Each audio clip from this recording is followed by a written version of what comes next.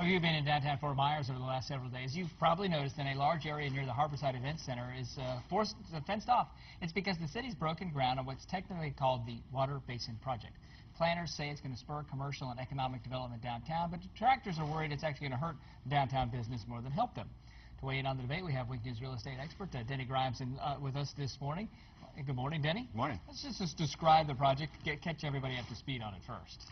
Yeah, what the project is they call it the Water Basin Project, but I don't think that's a really good name. I think it's more of an architectural enhancement of downtown, and what they're doing is they're digging a couple of freshwater lakes that looks like it's tied into the Caloosahatchee. And what this is going to do is set the table for future growth, and here's some drawings of it. And it's very confusing for someone when they look at the drawing, what's river, what's saltwater, or brackish, and what's fresh. But the architectural enhancements are going to take place inland, and this is going to be the most visible of the downtown enhancements that have taken place. We're going to change the way it looks. Right. A lot. It really will, and I'm really excited about it. I know there's some people that are really concerned about some of the issues, and we can talk about that. But, you know, for the last several years, downtown has put millions into the underground. And, you know, the streetscape looks great, but there's nothing sexy about the underground. This would be the first major visual enhancement of downtown that will kind of set the tone for the future. And it does set up, you hope, an opportunity for more people to come down, but it interrupts that opportunity now. What's it mean for business to have this all going on?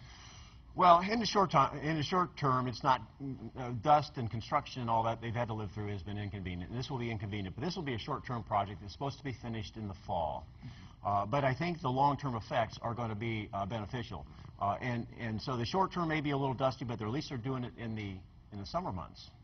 And they are providing some temporary parking to kind of mitigate the loss of parking spaces. But long term, this is going to be probably the strongest thing downtown's done in the redevelopment process so far. And you mentioned parking. You take an interesting spin on the parking problem, if you want to call it that, the downtown has. Absolutely. You know, I go downtown a lot, but I think downtown does have a parking problem at night, and that is there's generally too much parking, which means there's not enough customers. So of the two problems to have, you know, trying to build more parking to attract more customers, building more parking garages or whatever is a good problem to have.